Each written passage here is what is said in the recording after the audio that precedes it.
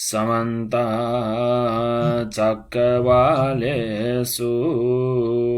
अत्रा गदेवता सद्धम्मं मुनिराजस्य सुनन्तु सग्मुखदम् धम्मश्रवणकालो अयं भद्दन्ता धम्मश्रवणकालो अयं भद्दन्ता धम्मश्रवणकालो अयं भद्दन्ता नमो तस्सै भगवतो सम्मा सम्बुद्धस्स नमो तस्सै भगवतो अरहतो सम्मा सम्बुद्धस्स नमो तस्सै भगवतो अरहतो सम्मा सम्बुद्धस्स उपाढ्यपदुममालाभं आसनस्य समन्ततो अभ्योकिरीसंपत्तेः प्रसन्नसेहि पाणिः ते।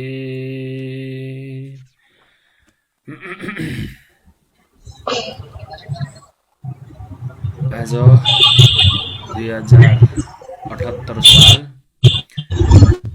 असार 18 गते शुक्रबारको दिन असार कृष्ण अष्टमीको दिन दिनदिनै झैं आज पनि तपाईहरू सबैजना यस जुम कार्यक्रममा सहभागी भई धर्मदेशना श्रवण गर्न आइरहनु भएको छ। सबैजना हुन त अब दिनदिनै धेरै धर्मदेशना सुनिसकेको छ हाम्रा उपासक उपासिकाहरूले।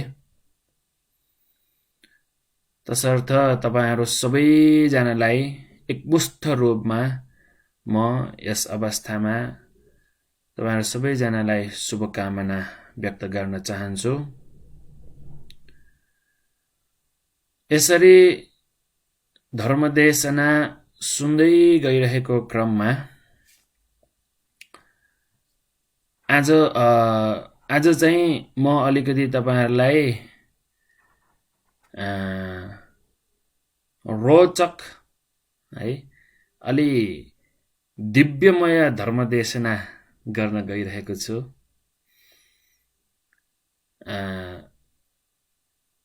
किन मैले यस्तो भनेको त भन्दाखेरि अब तपाईहरु दिनदिनै नाना भन्ते गुरुमाहरूबाट नाना प्रकारका धर्मदेशनाहरू सुन्दै आउनु भएको छ।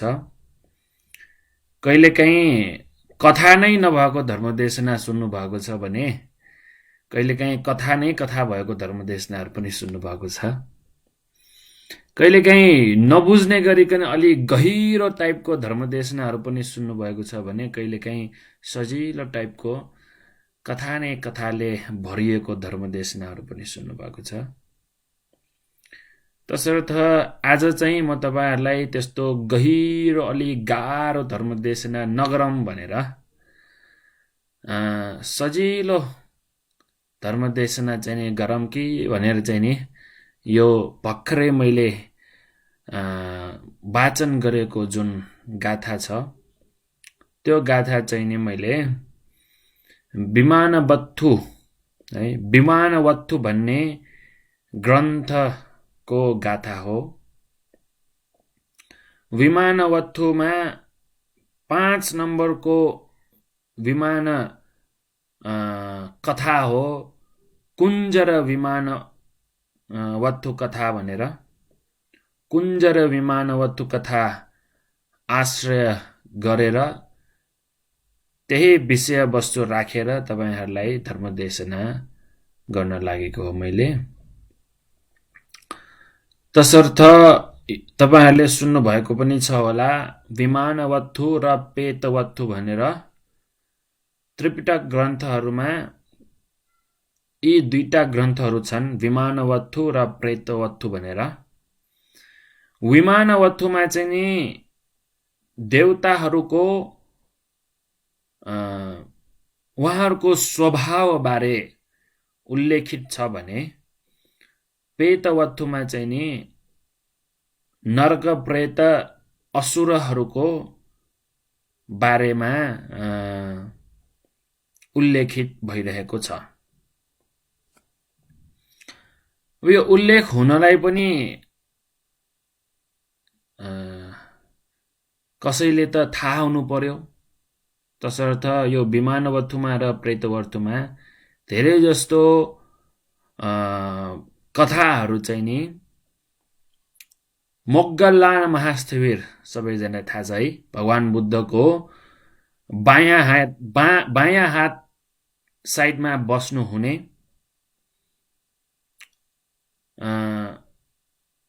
कालो रङको शरीर भएको भन्ते हो महामौद्गल्यायन भन्ते। उहाँ चाहिँ नि रिद्धि प्रातिहार्य देखाउनमा सबभन्दा अग्रसर भएको भिक्षु हुनुहुन्छ। तसर्थ भगवान बुद्धले पनि उहाँलाई रिद्धि प्रातिहार्यमा अग्रसर उहाँलाई नै दिनुभएको थियो भगवान बुद्धले। यसरी महामौद्गल्यायन भन्ते त्यस्तै आफ्नो रिद्धिले चाहिँ नि देवलोकमा पनि नरक लोकहरुमा पनि जानुहुन्थ्यो। गएर त्यहाँ भएका देवताहरु, त्यहाँ भएका भूत प्रेत पिशाचहरुसँग चाहिँ नि कुरा गर्थ्यो। त्यस्तै कुरा गर्ने क्रममा एकजना कुञ्जर विमान भन्ने देवङ्गना दिव्य अप्सरा है, त्यो दिव्य अप्सरासँग भेट भयो महामौद्गल्यायन भन्ते। यतिकै दिव्य लोकमा गइरहनु भएको बेलामा एकजना दिव्य अप्सरासँग भेट भयो। महामौद्गल्यायन भन्तेले मात्र त्यो दिव्य अप्सरा देख्नुहुन्थ्यो। त्यो अप्सराले महामौद्गल्यायन भन्तेलाई देख्नुहुन्न थियो, किनकि महामौद्गल्यायन भन्ते मनोमय कायले गइरहनु भएको छ। त्यो अप्सराले चाहिँ नि देख्न नसकोस् भनेर नै गाइरहनु भएको छ। तसर्थ महामौद्गल्यायन भन्तेले यो अप्सरालाई देखिन्छ। कस्तो स्वरूपमा देखिन्छ त भन्दाखेरि महामौद्गल्यायन भन्तेले देख्ने यो अप्सरा एउटा ठूलो हात्तीको माथि एउटा विमान खडा गरेर त्यो विमानमा बसिएको त्यो अप्सरा देखिएको हो।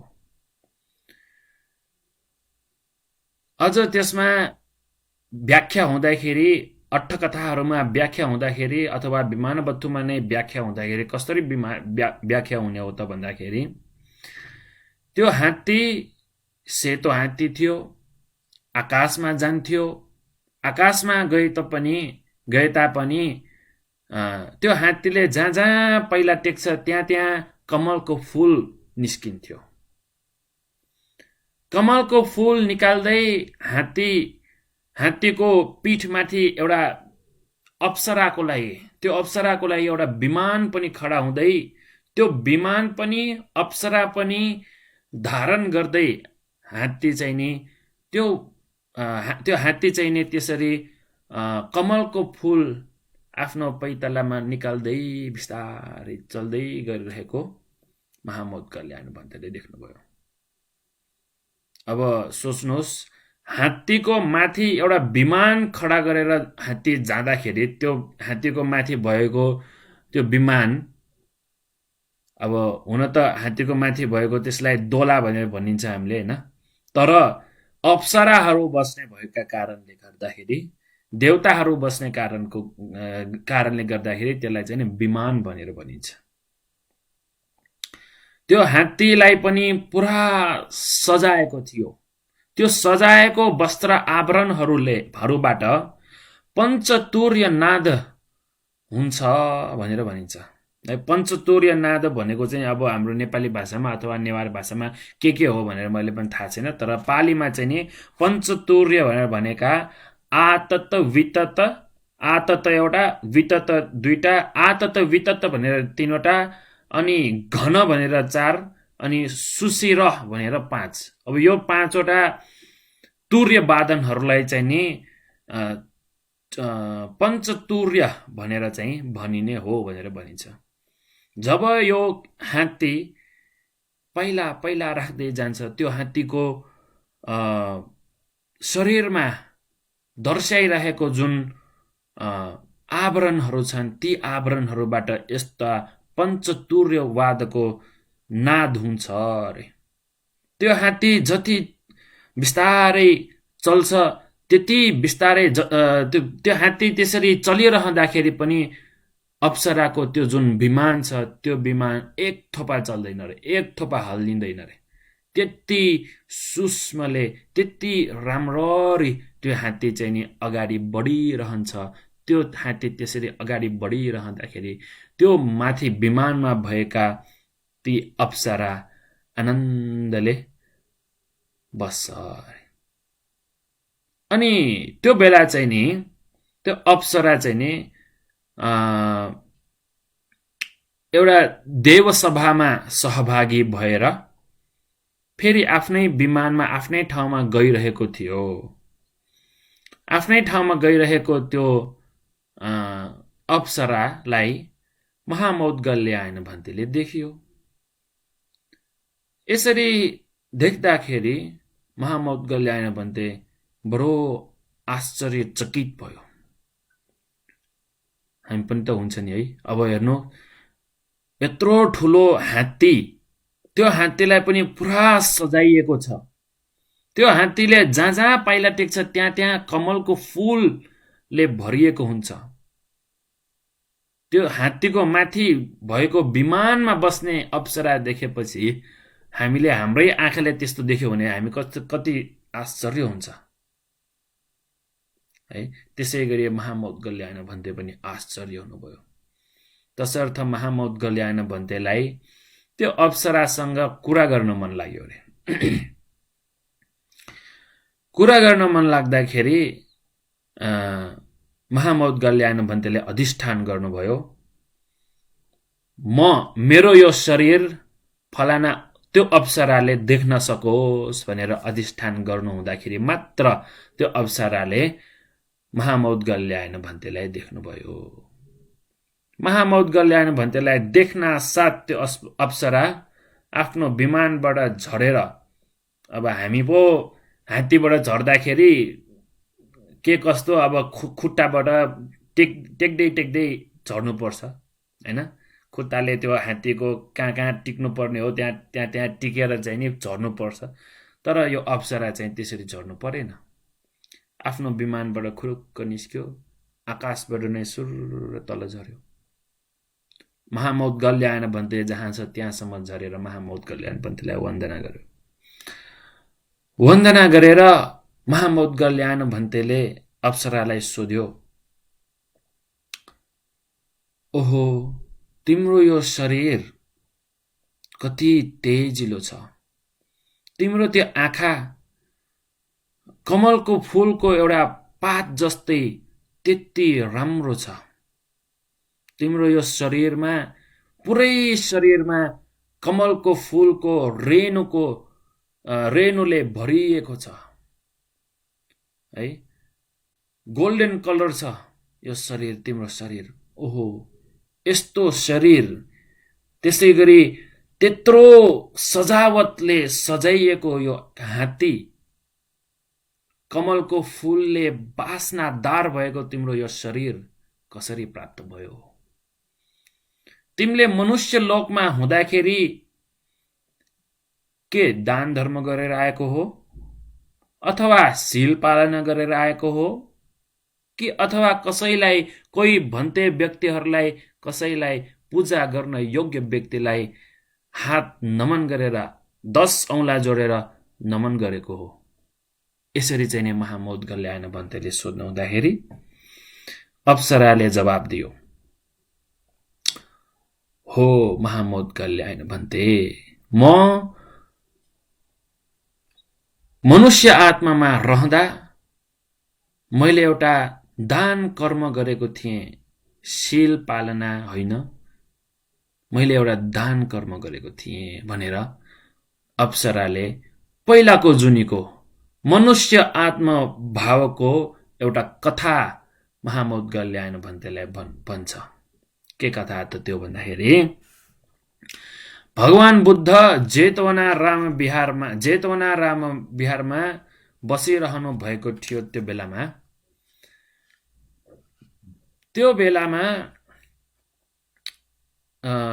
जेतवनाराम त्यो श्रावस्ती है राजगृहमा, त्यो बेलामा राजगृहमा एउटा ठुलो उत्सव हुन लागेको थियो। त्यो उत्सव हुन लागेको बेलामा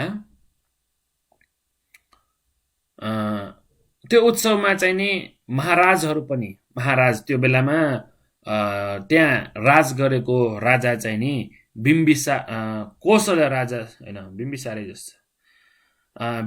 राजा थियो। बिम्बिसार राजा थियो। त्यो बिम्बिसार राजाले त्यहाँ राज गर्नु हुँदाखेरि एउटा उत्सव मनाउँदा लागेको थियो। त्यो उत्सवमा बिम्बिसार राजाले पनि भाग लिनुहुन्थ्यो, हेर्न आउनुहुन्थ्यो। तसर्थ बिम्बिसार राजा आउन लागेको कारणले गर्दाखेरि गाउँका त्यो शहरका सबै बाटोहरू सफा गरे।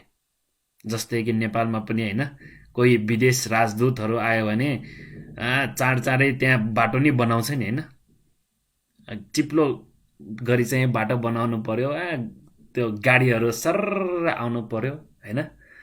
तसर्थ नेपालमा त्यसरी राजदूतहरू आउँछन्, विदेशका प्रेसिडेन्टहरू आउँछन् हैन, अग्रमात्यहरू आउँछन्। उहाँहरू आउँदाखेरि जसरी नेपालमा पनि बाटोहरू बनाउने, जसरी नेपालमा पनि सजाउने जस्तै, त्यस्तै गरी बिम्बिसार राजा पनि आफ्नो सहरमा जाँदाखेरि त्यहाँका जनताहरूले बाटो सबै सफा गरेर राख्यो। हरेक घरको अगाडि रुखहरू राखेर, सकेसम्म फूलहरू राखेर सजाइयो। यसरी हुँदाखेरि बिम्बिसार राजा पनि आफ्नो जनताहरूलाई आफ्नो श्री सम्पत्तिहरू देखाउँदै पुरा रथारोहण गर्दै आयो। बिम्बिसार राजा पनि यसरी त्यो उत्सवमा गइरहँदाखेरि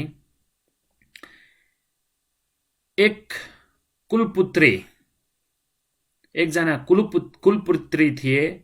त्यो कुलपुत्री ले बिम्बिसार राजा सहित बिम्बिसार राजाको श्री सम्पत्तिहरू देखेर अचम्म भयो। अचम्म भएका यी कुलपुत्री एकजना, त्यो कुलपुत्रीले त्यही हुलमुलमा बसिरहेका अलि पण्डित भन्ने व्यक्तिहरू छ नि, जो कि शिल्पशास्त्र जानेका, पण्डित मान्ने, बुद्धिमानी मान्ने एकजना व्यक्तिलाई सोध्यो, यस्तो सम्पत्तिहरू पाउनलाई, यस्तो राजाको जस्तै यत्रो धेरै सम्पत्तिहरू पाउनलाई के गर्नुपर्छ? हामी त अब सानसाना मिडल क्लासका मान्छेहरू भयो, हामी त अलि गरिब तालको मान्छेहरू भयो। तसर्थ हामीलाई यति सम्पत्ति त छैन, तर मलाई पनि यति धेरै सम्पत्ति भोग गर्न मन लाग्छ, मैले पनि यस्तो सम्पत्ति भोग गर्नको लागि मैले के गर्नुपर्छ भनेर त्यही हुलमुलमा रहेका एकजना पण्डित व्यक्तिलाई सोद्धाखेरि त्यो व्यक्तिले जवाब दियो। के जवाब दियो त? आसन पूजा गर, बस्ने आसन है, बस्ने आसन पूजा गर, माथिल्लो जातमा जन्म लिनेछ है। बस्ने आसन दान गर, माथिल्लो लेभलको जातमा जन्म लिन्छ। खाद्यान्न दान गर, शक्ति सम्पन्न हुन्छ। वस्त्र दान गर, वर्ण सम्पन्न हुन्छ। वाहन अथवा यान वाहन दान गर, सुख समृद्धिका साथ बस्न पाइन्छ। लाइट अथवा दियो, दियो भगवान बुद्धको अगाडि त हामी दियो चढाउँछौँ, तर कोही अन्धकारमा बसिरहेको व्यक्तिलाई लाइट दान देऊ, तेजिलो आँखा भएर जन्म लिन सक्छ। आवास दान गर अथवा बस्ने ठाउँ दान गर, यो सबै सम्पत्ति प्राप्त हुन्छ भनेर एकजना पण्डित भन्ने व्यक्तिले त्यो कुलपुत्रीलाई यति भन्यो। यति भन्दाखेरि त्यो कुलपुत्रीले के सोच्यो त भन्दाखेरि, यदि मैले यसरी दान गरेर मैले प्रार्थना गरेको पूरा हुने नै हो भने, हैन, यसरी त्यो पण्डित व्यक्तिले चाहिँ यसो गरेर दान गरेर प्रार्थना गर, अवश्य पनि तिम्रो त्यो प्रार्थना सफल हुन्छ भनेर भन्यो। तसर्थ यो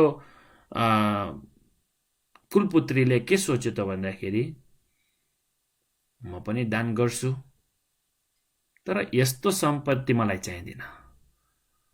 मैले त के सम्पत्ति मलाई चाहिन्छ, दिव्य सम्पत्ति म खोज्छु भनेर विचार गरेर, हुन त देखेको बिम्बिसार महाराज हो, उहाँ देखेर आफ्नो त्यो बिम्बिसार महाराजको जति सम्पत्तिहरू छन् त्यस्तै सम्पत्ति मलाई पनि होस् भन्ने त्यो कुलपुत्रीको एउटा सोचाइ थियो।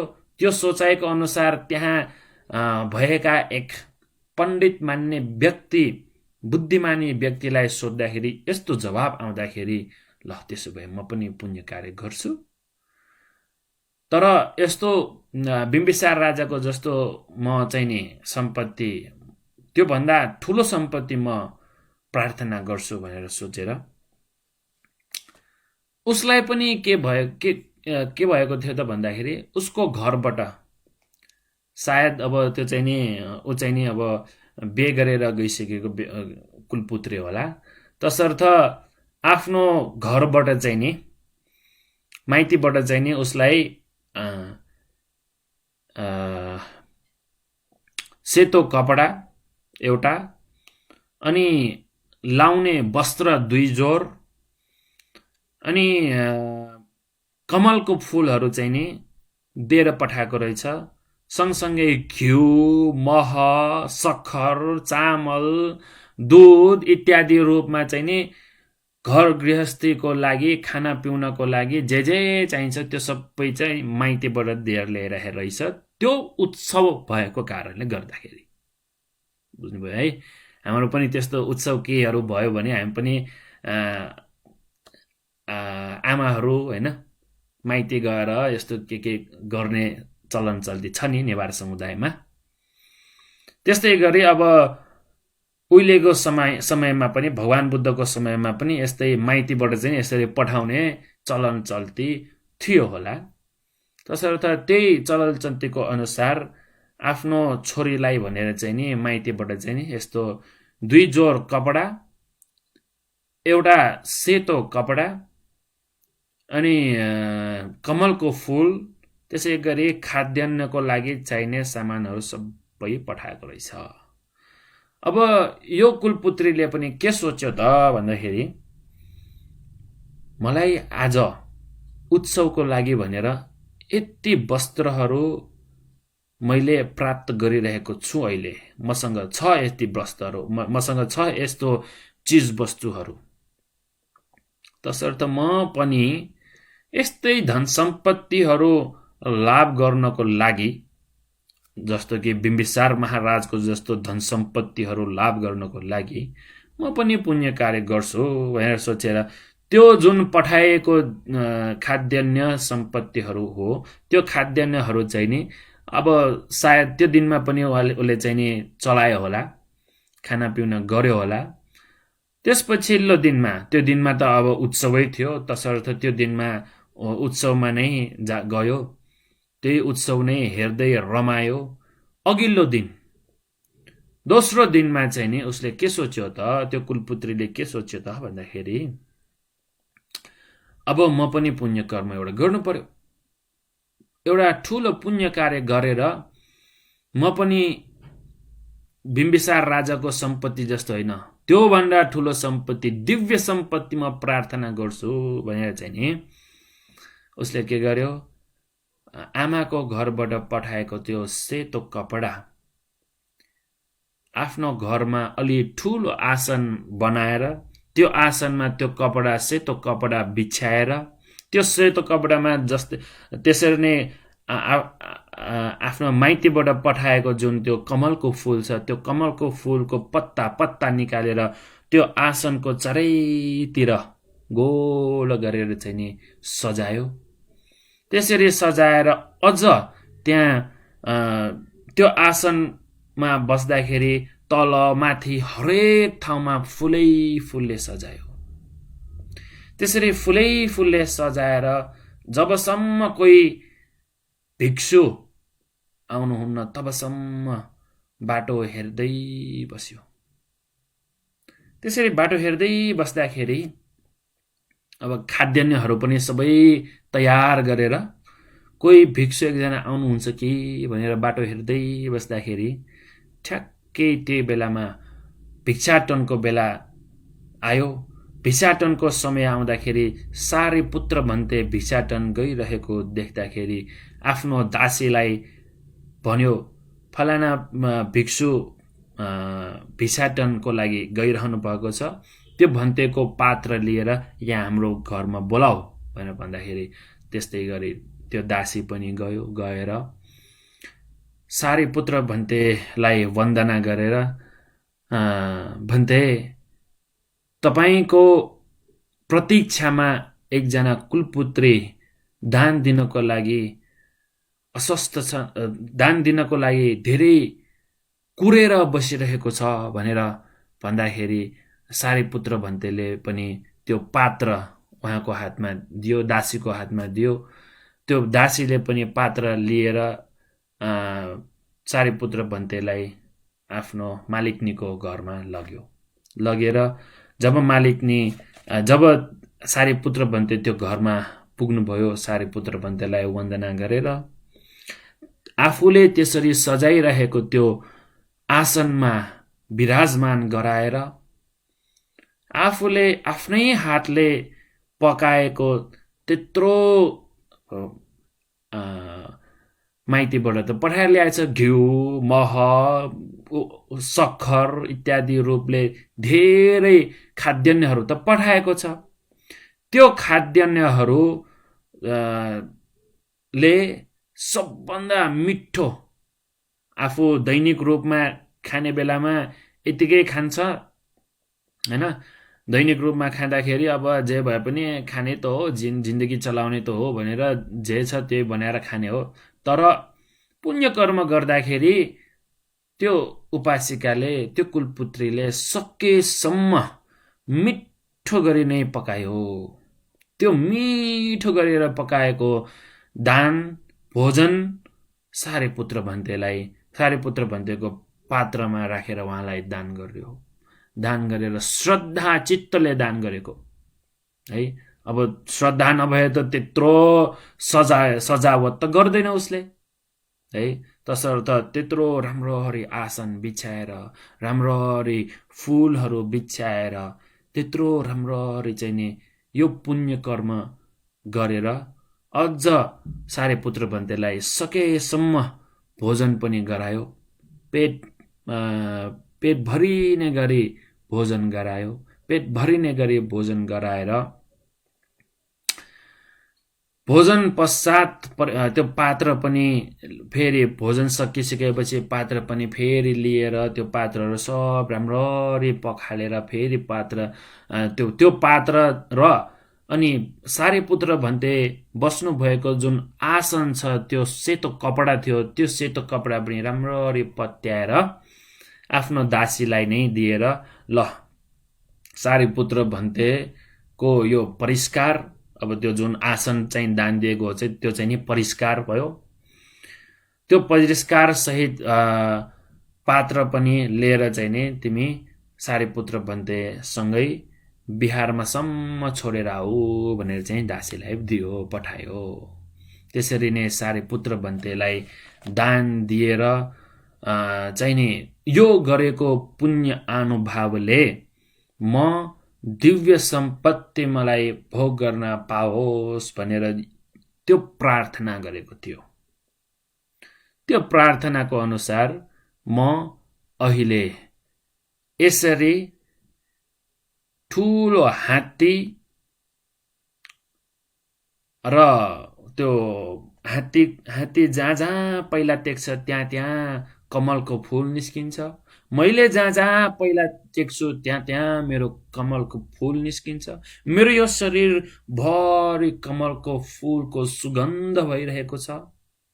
यो सबै मैले त्यो बेलामा सारीपुत्र भन्तेलाई गरेर आएको यो दानको पुण्य महिमा हो भनेर चाहिँ नि महामोद कल्याण भन्तेलाई त्यो अप्सराले भन्यो। तसर्थ त्यो अप्सराले अझ पनि के भन्यो त भन्दाखेरि, यदि कोही व्यक्तिहरू यसरी नै दिव्य सम्पत्तिहरू भोग्न इच्छा छ भने मलाई यति मात्र सम्पत्ति होइन, मलाई अझै 1000 जना परिवार सम्पत्ति पनि छ। यति मात्र 1000 जना परिवार सम्पत्ति भनेको मेरो अन्डरमा रहने 1000 जना देव अप्सराहरू अझै छन् भनेर भनेको। त्यति मात्र होइन, मलाई अरू देवताहरूले पनि मलाई आदर गौरव सम्मान गर्छ, किनकि मैले सारीपुत्र भन्ते जस्तो उत्तम अग्र छिनाश्रव भन्तेलाई दान गरेर आएको कारणले गर्दाखेरि मलाई अरू देवताहरूले यसरी सम्मान सत्कार गर्छ। तसर्थ जो व्यक्ति यस्तो देव सम्पत्ति इच्छा गर्छ, त्यो देव सम्पत्ति इच्छा गर्ने व्यक्तिले अवश्य पनि छिनाश्रव भिक्षुलाई दान गर्नै पर्छ अरे। त्यो अप्सराले भन्छ महामोद कल्याण भन्तेलाई। तसर्थ अब यो कथाद्वारा के भन्न खोजेको हो त है? के भन्न खोजेको हो? यो कथाले के भन्न खोजेको हो त्यो बुझौँ हामी। अब हेर्नुहोस्, यहाँ त्यो कुलपुत्रीले पहिला त केही थाहा थिएन। एकजना पण्डित भन्ने है बुद्धिमानी व्यक्तिले भनेको त्यो कुरालाई सुनेर दान धर्म गरेर प्रार्थना गरेर त्यहाँबाट मनोलोकबाट च्युत भइसकेपछि त्यो दिव्य सम्पत्ति उसलाई प्राप्त भयो है। अब यो कथाबाट हामीले लिन सक्ने के लिन सक्छौं त? सबभन्दा पहिला के हो? सत्संगत हुनुपर्छ है। सबभन्दा पहिलाको कारण यो कथाबाट हामीले लिन सक्ने सबभन्दा राम्रो उपदेश भनेको सत्संगत हुनुपर्छ। अब त्यो कुलपुत्रीले त केही थाहा थिएन नि है, के पनि थाहा थिएन। जस त्यो उत्सवमा सहभागी भएको हो, त्यो उत्सवमा सहभागी हुँदाखेरि बिम्बिसार राजाको त्यो ऐश्वर्य सम्पत्तिलाई देखेको हो। त्यो सम्पत्तिलाई देख्न साथ मलाई पनि यस्तो सम्पत्ति पाए हुन्थ्यो भन्ने सोच आएको कारणले गर्दाखेरि त्यही भएको एकजना पण्डित कहलाने व्यक्तिलाई चाहिँ सोद्धाखेरि चाहिँ त्यो पण्डितलाई सोधेको भनेको उसको सत्सङ्गत भएको। यदि त्यहाँनिर उसले चाहिँ मूर्खसँग सोधेको भए के हुन्थ्यो होला, ल सोच्नुस् त। कोही एकजना मूर्खलाई सोधेको भए मलाई पनि यस्तो सम्पत्ति लिनलाई के गर्नुपर्छ भनेर मैले त्यसरी त्यो कुलपुत्रीले त्यसरी सोधेको भए त्यो मूर्खले के जवाफ दिन्थ्यो होला, ल है। त्यसैले सत्सङ्गत गर्नुपर्छ, राम्रो व्यक्तिहरूसँग, कल्याण मित्रहरूसँग सङ्गत गर्नुपर्छ, अनि मात्र यस्तो राम्रो राम्रो कुराहरू सुन्नेमा पाइन्छ। अब त्यो के भनेको याद छ? के दान गरे भने के पाउँछ भनेको याद छ? त्यो बेलामा भगवान बुद्धले मात्र भनिएको कुरा होइन यो, हेर्नुहोस् है। त्यो बेलामा अरू पण्डित व्यक्तिहरू, अरू बुद्धिमानी व्यक्तिहरूले पनि भनेको हो यो। आसन दान गर, माथिल्लो जातमा जन्म लिनेछ। खाद्यान्न आहार पान दान गर, शक्ति सम्पन्न हुन्छ। शक्ति सम्पन्न भन्नाले निरोगी हुन्छ, अरू त के होइन। शक्ति सम्पन्न हुन्छ भनेको पुरा जिम गर्ने जाने होइन, त्यस्तो ठुल्ठुलो भारी भारी त्यत्रो बोक्ने त्यस्तो होइन।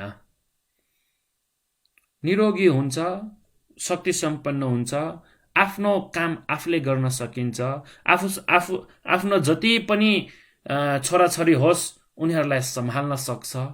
शक्ति सम्पन्न भनेको त्यो हो हैन। अनि त्यसपछि वस्त्र दान गर्न वर्ण सम्पत्ति हुन्छ। वर्ण सम्पत्ति भनेको यो हाम्रो जुन हामीले देखिरहेको जुन अनुहार, यो शरीर छ, त्यही हो वर्ण सम्पत्ति भनेको। तपाईहरुले देख्न सक्नुहुन्छ कोही व्यक्तिहरू देख्दै घिन लाग्छ। अब भन्न त के भनौँ है, अलि भन्न त नहुने हो, तर पनि साँच्चै भन्ने हो भने कोही व्यक्तिहरू देख्यो भने छिछि गर्न मन लाग्ने हुन्छ। किन त हेर्नै मन लाग्दैन। उनीहरूको अनुहारै कस्तो न्याउरो परेको, काहीँ कसैको अनुहार ठुलो, टाउको ठुलो, मुख सानो हैन, त्यस्तो हुनेहरू छन् नि संसारमा। हो त्यो वस्त्र दान नगरेकोहरूले। जो व्यक्तिले त्यसरी वस्त्र दान गरेको हुन्छ उनीहरूको वर्ण सम्पत्ति राम्रो हुन्छ। कोही व्यक्तिहरू त शरीरमा कहाँ ठाउँमा दाग भएको व्यक्तिहरू पनि छ नि। कोही व्यक्तिहरू कस्तो छ, आहा हेर्दै धेरै कालो पनि हैन, धेरै सेतो पनि हैन, ठिक्कको फेयर ब्युटी ह्यान्डसम भन्छ नि है, यस्तो हुनु छ भने वस्त्र दान गर्ने। अनि यान वाहन दान गर्ने। यान वाहन दान गर्ने भन्दैमा अब आजकल त भन्ते गुरुमाहरूले पनि स्कुटर चलाउँछ, त्यो स्कुटरै दान दिनुपर्ने भनेको होइन। यहाँनिर यान वाहन दान गर्ने भनेको भन्ते गुरुमाहरूलाई कतै जानु परेमा उहाँहरूलाई लगाइदिने, यस्तो हो है। यस्तो दान गरेमा सुख साथ बस्न पाइन्छ रे कि। अनि त्यसपछि लाइट, अब हामीले त अब खासै त अब दियो दान दिने भनेर भनिन्छ। अब पहिलाको पालामा दियो दान दिने हो, अब आजको जमानामा दियो होइन, लाइट है, सिएफएल भनिन्छ, के भन्छ, एलइडी भन्छ। आजकलको जमानामा थरीको लाइटहरू आइरहेको छ। यस्तो लाइटहरू दान दिने। त्यसरी दान दियो भने आँखा तेजिलो हुन्छ अरे है। अब मैले त चस्मा लाउनु परिरहेछ, सायद मैले पहिला लाइट दान दिएन होला हैन। त्यसैले अब आँखा चस्मा लाउनु परिरहेछ। त्यसै गरी आवास दान दिनुपर्छ रे। आवास भनेको बस्ने ठाउँ। बस्ने ठाउँ जब दान दिन्छ, आवास दान दिन्छ, तब यो सबै सम्पत्ति पाउँछ रे। के भनेको यो आवास दान दिने भनेको है? आवास दान दिने भनेको त्यो यतिकै घर दान दिनु र आवास दान दिनु भनेको दुईटा फरक चिज भयो नि, हो कि हैन? नत्र त यहाँ त घर दान दियो भनेर भन्नु पर्थ्यो नि। होइन, यहाँ त आवास भनेर भनेको छ। के हो आवास भनेको? आवासमा बस्ने व्यक्तिहरू को हो है? भन्ते, गुरुमा, ऋषि, ऋषिनी, यसरी प्रवजित व्यक्तिहरू बस्ने ठाउँलाई आवास भनेर भनिन्छ। अब सोच्नुहोस्, आवास एउटा दान दिनाले सबै सम्पत्ति प्राप्त हुन्छ र? के भनेको हो यो? यसलाई पनि बुझ्नुपर्छ।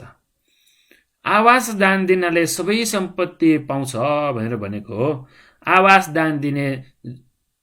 चाहिँ दान दिने नै प्रवजित व्यक्तिहरूलाई हो।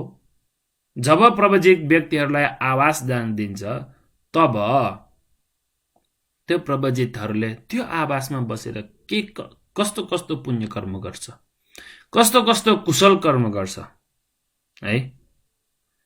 म अहिले यहाँ विजयाराम बिहारमा बसिरहेको छु।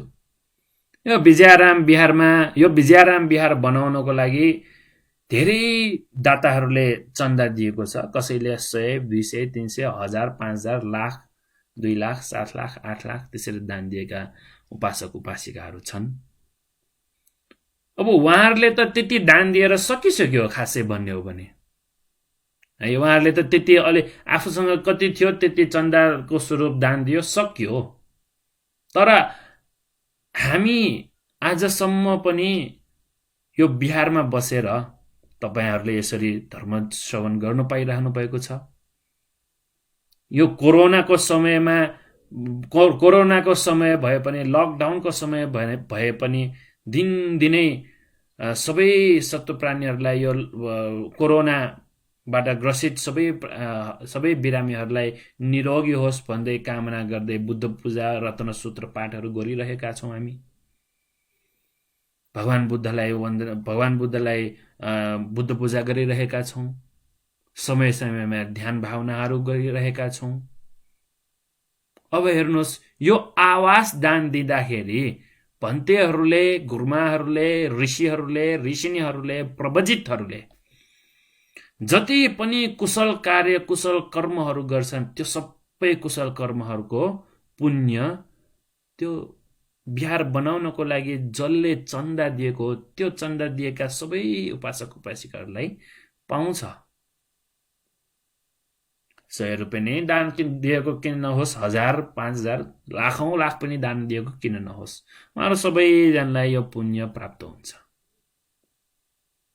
त्यसैले आवास दान दियो भने सबै सम्पत्ति पाउने हुन्छ भनेर चाहिँ नि भनिरहेको त्यो कारणले हो।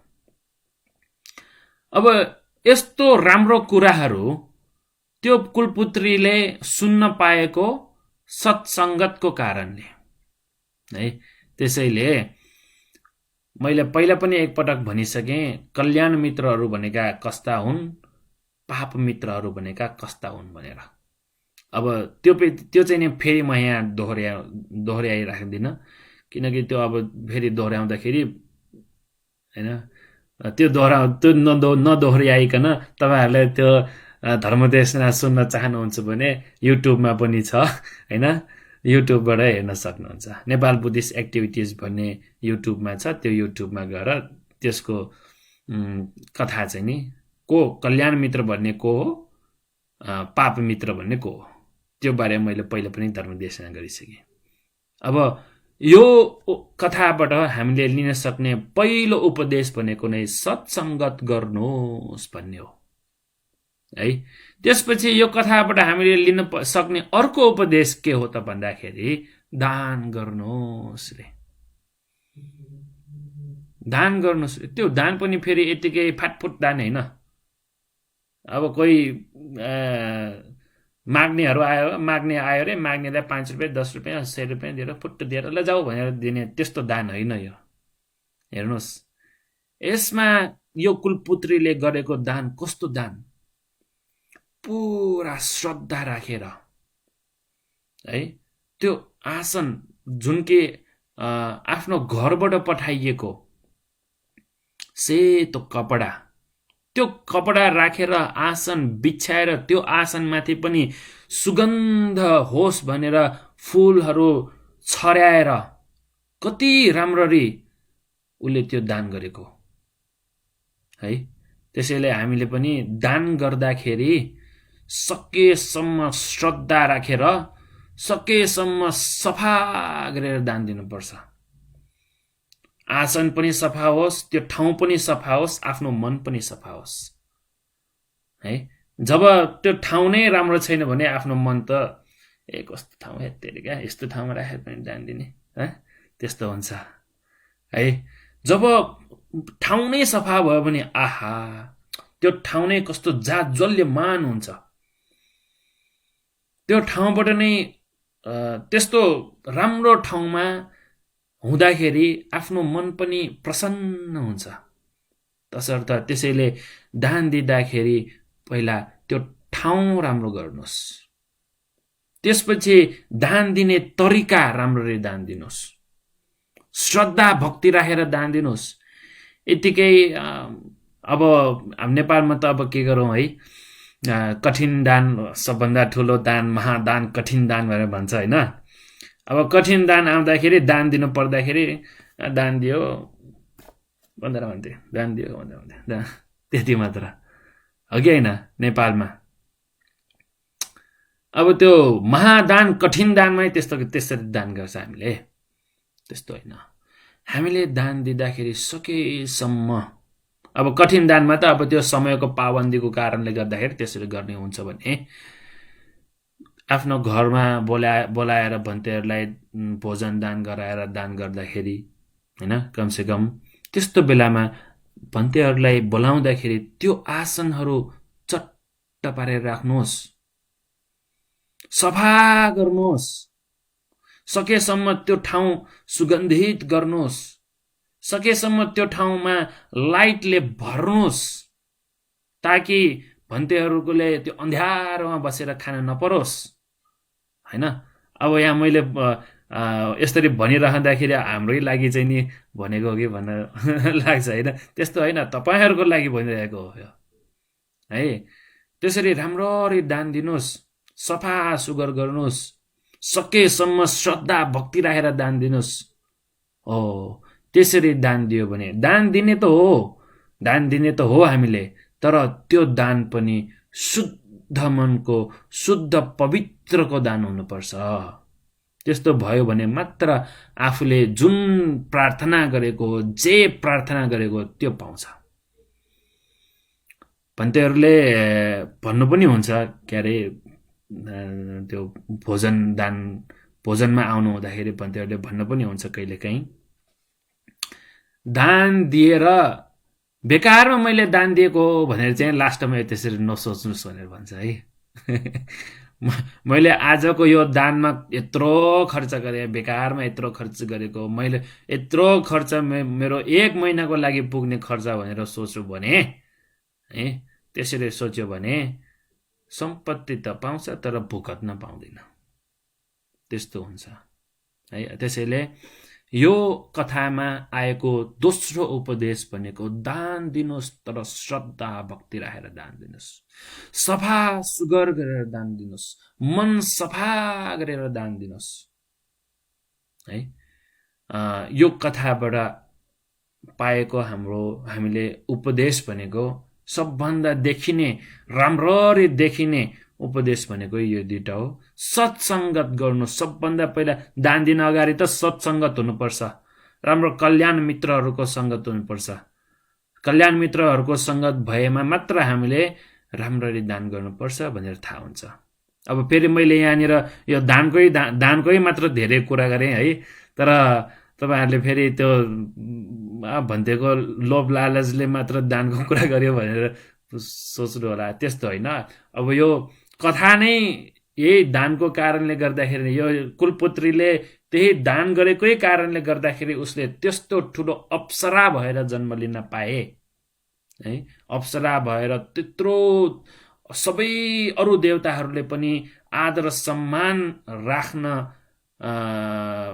पायो हैन भने त्यसै कारणले चाहिँ नि यसको बारे मैले कुरा गरिरहेको। त्यसै मैले यहाँ दानको मात्र कुरा गरेको होइन है, एउटा सत्सङ्गत, अर्को श्रद्धा भक्ति पूर्ण दान, यो दुईटा चाहिँ नि यो कथाबाट हामीलाई दिने उपदेश हो, त्यो कुलपुत्री गएर जन्म लिएको कहाँ हो त, त्यो त भनेको छैन अहिलेसम्म है, बिर्सिरहे। त्यो कुलपुत्री त्यसरी दान दिएर जन्म लिएको तावतिङ्स भन्ने देवलोकमा रे। तावतिङ्स भनेको चातुम महाराजिका त्यसपछि आउने देवलोक तावतिङ्स है, त्रावतिङ्स भनेर भनिन्छ हामीले। अब त्यति सानो, त्यति मात्र दान गर्दाखेरि नै, एकपटक मात्र जिन्दगीमा त्यो एकपटक मात्र दान दिएको, त्यो एकपटक दान दिँदाखेरि नै उसलाई त्यति धेरै फल प्राप्त भएको। तर उसले त्यहाँ, त्यो अप्सराले त्यहाँनिर के भन्छ त, जिन्दगीमा एकपटक छिनाश्रव भिक्षुलाई दान दिनुहोस् भनेर भनेको हो फेरि है। त्यो छिनाश्रव भिक्षुलाई दान दिएको कारणले उसलाई त्रावतिङ्स भन्ने देवलोकमा जन्म लिन पाएको हो। तर अहिलेको जमानामा, अहिलेको समयमा त्यस्तो छिनाश्रव भन्ते गुरुमाहरू पाउन चाहिँ नि बिरलै छ, धेरै बिरल छ। त्यो कुलपुत्रीले त एकपटक मात्र दान दिएको छिनाश्रव भिक्षुलाई, सारीपुत्र भन्तेलाई। त हामीले चाहिँ नि सकेसम्म दान गर्न सिक्नुस्। हामी त भन्तेहरूले जहिले पनि भन्ने गर्ने हो, 5 रुपियाँ, 1 रुपियाँ, 2 रुपियाँ, छमुवा निवा जति दान दिए पनि मन शुद्ध गरेर दान दिनुहोस्। भन्ते गुरुमाहरूले कसैले पनि भन्दैन छि यति मात्र दान दिएको हो, त्यस्तो भन्यो भने त्यो भन्तेहरूको गल्ती हो, त्यो भन्तेहरूलाई पो पाप हो, त्यो भन्ते गुरुमाहरूलाई पो पाप हो। तपाईहरूलाई पाप छैन, धर्म मान्नु पर्दैन।